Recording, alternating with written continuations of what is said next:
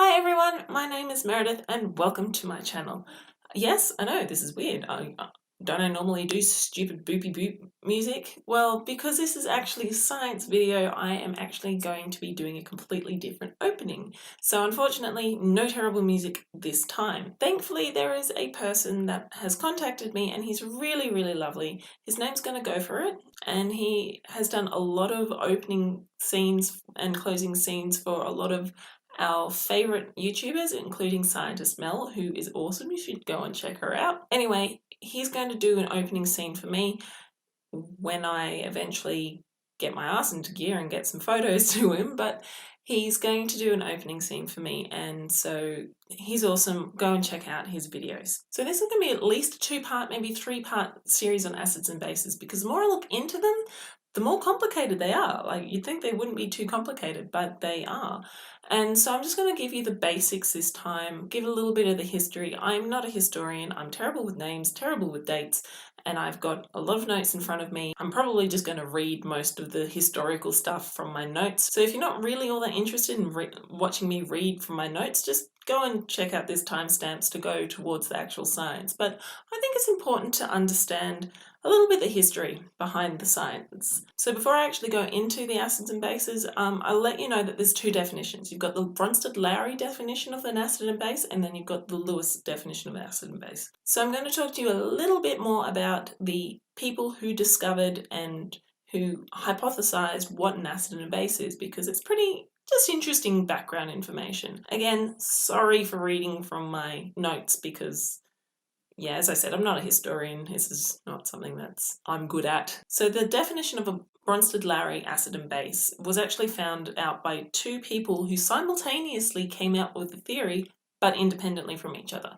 So I'll talk to you a little bit about Bronsted first, and then I'll talk a little bit about Lowry. Johannes Nicholas Bronsted, which name I probably ruined. He was born on the 22nd of February 1879 in Vard in Denmark, and he died on December the 17th, 1947 in Copenhagen. He received his degree in chemical engineering in 1899 and his doctorate for chemistry from the University of Copenhagen. He also became a professor of physical and inorganic chemistry, which is a position he maintained for the rest of his life. He was mainly interested in the thermodynamic studies, but also worked with electrolyte solutions as well. In 1906, he published the first of many papers on electron affinity, and simultaneously, but independently, alongside the English chemist Thomas Martin Lowry, he introduced the protonic theory of acid-base reactions in 1923, and I will explain what this means a bit later.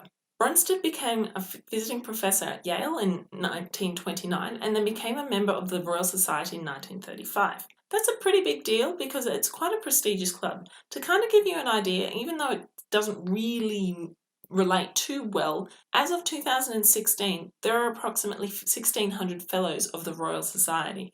So yeah, it's a pretty big thing if you think about all of the chemists worldwide in there. It's pretty cool. He also opposed the Nazis in World War II and almost became a member of parliament in 1947, but unfortunately illness stopped him from taking his position. And of course, as per usual, all of the information that I'm telling you, all the sources are linked in the description below. So you got Martin Lowry. He's the English professor who came up with the Bronsted-Lowry definition of an acid and a base. So he was born in Low Moor in Bradford in West Yorkshire in England on the 28th of October 1874 and died the 2nd of November 1936. Not only did he independently develop the Bronsted-Lowry acid-base theory, he was also a founder member and the president of the Faraday Society. From 1896 to 1913, Lowry was assistant to his professor Henry Edward Armstrong, and between 1904 and 1913, he worked as a lecturer in chemistry at the Westminster Training College.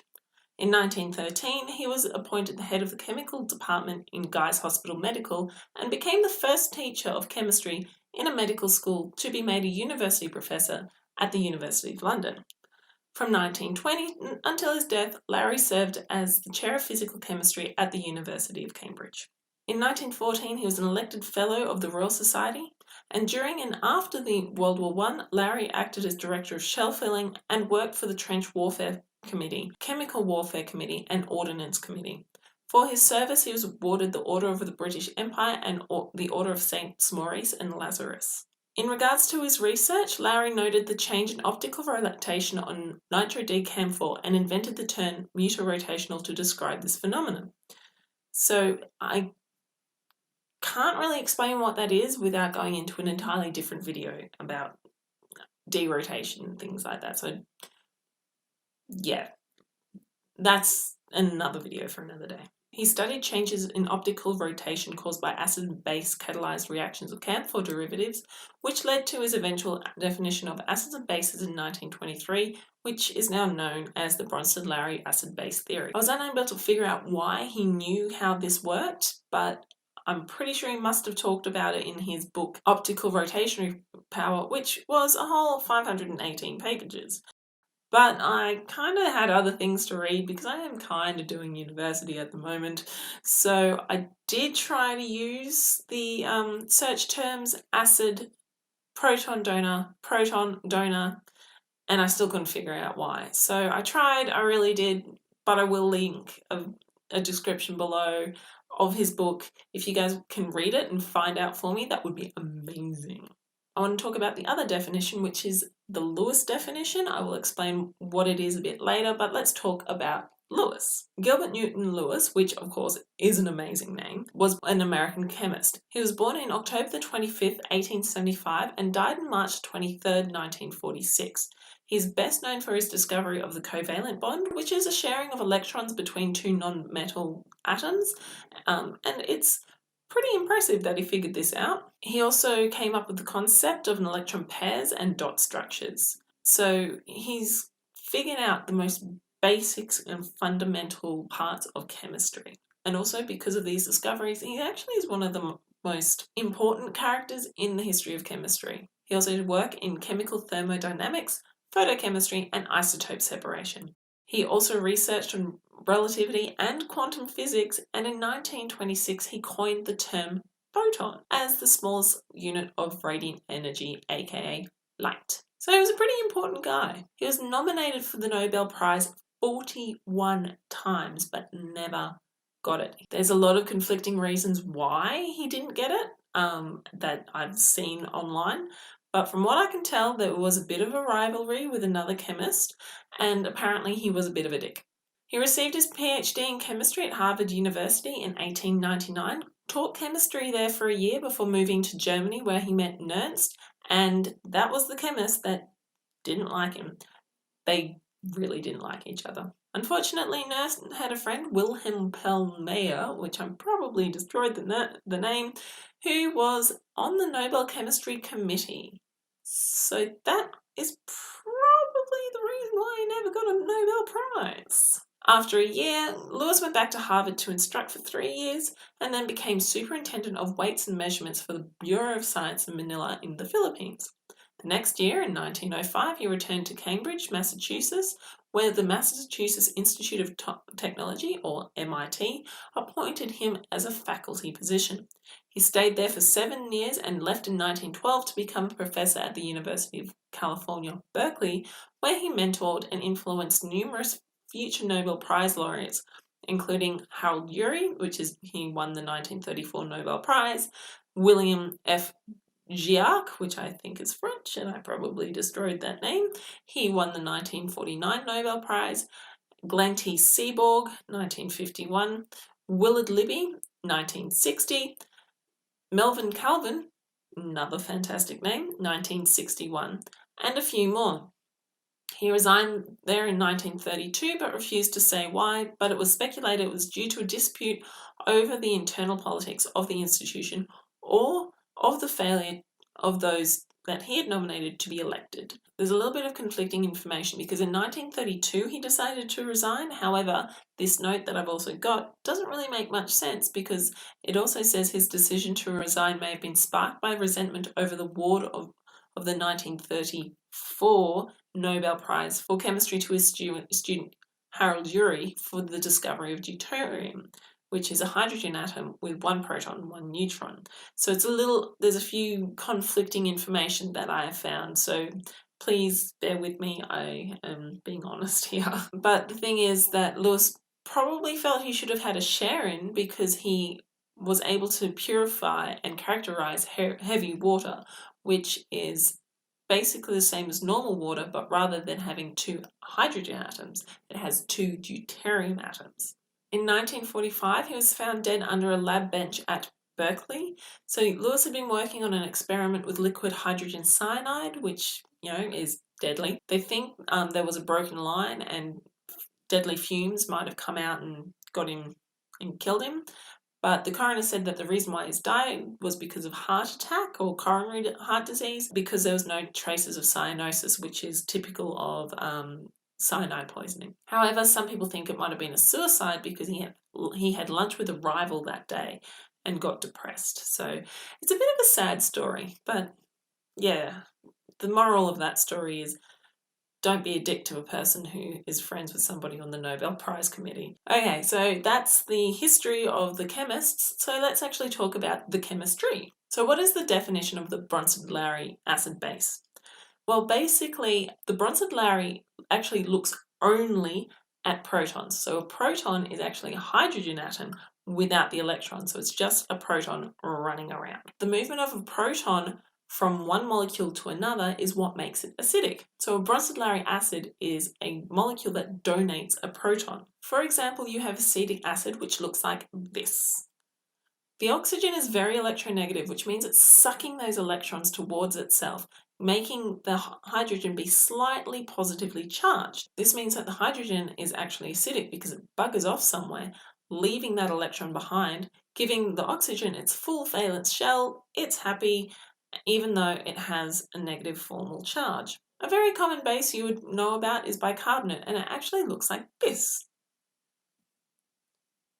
As you can see, there is a total negative charge on the oxygen, which means that it wants to grab something that's positively charged, i.e. a proton. And that is what a base is. It grabs the proton. So when the proton that has left the acetic acid runs around and finds itself and attaches itself, that molecule acts like a base. I haven't quite finished with what is an acid or a base, but I'm going to go on and talk a little bit about the Lewis definition before I loop back. So bear with me because I know there's probably a question happening in the back of your mind right now. So what is a Lewis acid? Well, you got to think of it this way. If you're talking about a Bronsted-Lowry, they're talking about a proton. So what else is in an atom? You've got your electrons. So Lewis acid is electron acceptor. It accepts the electrons, not donates the proton. That's a very important definition, and I will explain why later. So let's go back to the previous example of acetic acid. So you're looking at this again. So you remember when that hydrogen buggered off? Well, it left its electrons behind when it ran away because the oxygen needed that extra electron to fill its valence shell. The oxygen was excited and happy because it was, allowed to keep its electrons because it's a very electronegative atom, which means it really wants to suck up those electrons. So you kind of start to see how they're related, how the Bronsted-Lowry definition is related to the Lewis definition. So in the bicarbonate example, when the hydrogen jumps onto this negatively charged oxygen, that oxygen donated its electrons to grab that hydrogen, which means that a Lewis base is an electron donor. So yeah, you're kind of getting there.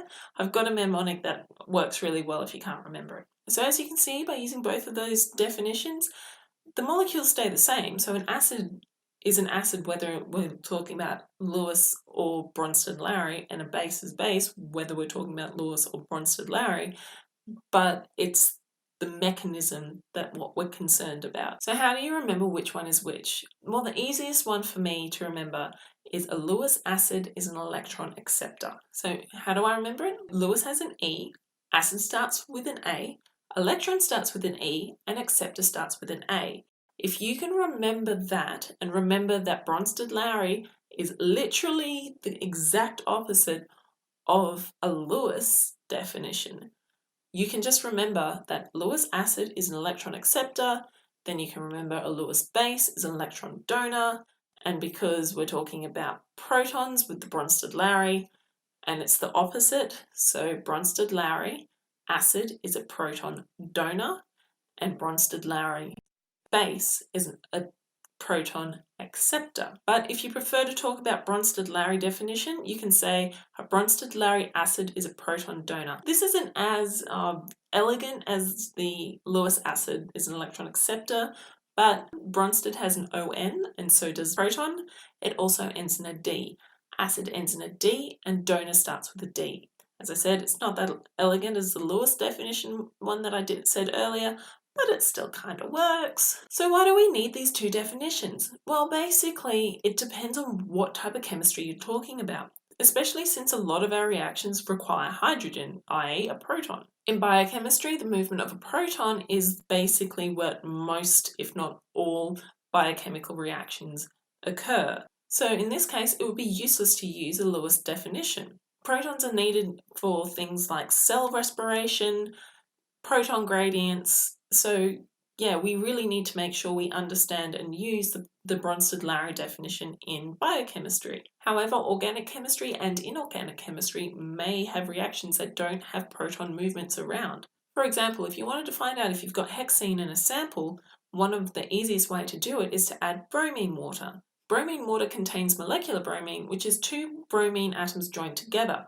They attach to the double bond across the hexene and breaks that bond. Because molecular bromine is a dark brown colour, once the molecule has broken that double bond and attached a bromine up and down in the trans position across the bond, then the bromine water goes clear. There's no movements of protons along this reaction, which makes it pointless to use the Bronsted-Lowry definition. I want to explain something to you, and it's called conjugate acids and bases. So if we look at acetic acid, it has no formal charge, which means that it hasn't got a positive or negative charge rather than a partial positive or negative charge. And it's pretty happy, with the exception of the hydrogen wanting to bugger off. However, once that hydrogen buggers off, you can tell it suddenly becomes a formal charge on the oxygen, which is a negative. So wouldn't that mean that that oxygen wants to grab a proton to sort of balance out the charge? Well, the thing is, yes, it does. That is because acetic acid is considered to be a weak acid. A weak acid only partially disassociates in water, which basically means that only some of the molecules loses that hydrogen. So when a weak acid is added to water, it kind of wants to get rid of the hydrogen, but kind of doesn't. And so when it does give away that hydrogen, all of a sudden it realizes it wants it back and it gets really greedy and tries to find another hydrogen. And then it grabs that hydrogen, kind of wants to give it away, and so on and so forth ad nauseum. And then it ends up being in an equilibrium where at the same rate, one of those acidic molecules gives up its hydrogen while another one grabs it, and that's becomes its equilibrium. So the conjugate base of a weak acid is strong, and the conjugate acid of a weak base is strong. So that's what I was sure you guys were thinking about when I was talking about earlier, when the oxygen in the acetic acid gives up its hydrogen, it has that formal negative charge, so all of a sudden it becomes a base. Also, I want to do a really quick touch on the dissociation constant of an acid or a base. The dissociation constant is basically how quickly an acid gives up its hydrogen in an aqueous solution. By the way, an aqueous solution is basically water with stuff dissolved in it. In aqueous solutions, some acids dissociate so well that they don't want to grab their hydrogen back. So our most famous one is probably hydrochloric acid. If you add it to water, the chlorine really gives up its proton because it's super electronegative. And then, as I said earlier, the conjugate base of a strong acid is weak. So a chlorine ion, which is a Cl with a little negative on top, doesn't really want to grab a hydrogen off anything, and so it just runs around. It's pretty stable and happy. And because it's all stable and happy, as the Bronsted-Lowry definition, it doesn't want to grab hydrogen off it, so therefore it is a base. The hydrogen, on the other hand, really wants to attach itself to something because it's got no electrons. The presence of free protons, or hydronium ions, which H3O, is how we can tell if something is an acid. If you were to add a molecule such as sodium hydroxide into water, it creates an OH minus ion. It will try and grab hydrogen from something. By the way, an ion is a molecule with a formal charge, either negative or positive. Water has a pH of 7, which means it is the weakest acid and base because it can go either side, which means that its acid, hydronium, H3O, is super strong, or its base, OH minus, is super strong. Water's pretty cool because it can act as both an acid and a base. Hydronium ions and hydroxide ions are very, very, very strong acids and bases. However, they aren't super acids and super bases, which all probably talk about in the future because some of them are insane. I think I'm going to stop it here because I don't want your brain to start melting of all this information, and I don't want this to go any longer than it needs to be. Next time I'll go into pH and its evil cousin POH, pKa, and how it relates to pH, and possibly some math, so be aware that could happen, and also how to figure out the pH of a solution. So you're probably going to have your thinking caps on when I do the next video. Thank you very much for joining me, and don't forget scandium, iodine, nitrogen and cerium. And a special thank you to my two top patrons, Ms. Nunya and Aided Furball. Thank you very much for your support. I terribly appreciate it, and I hope you all have a lovely day.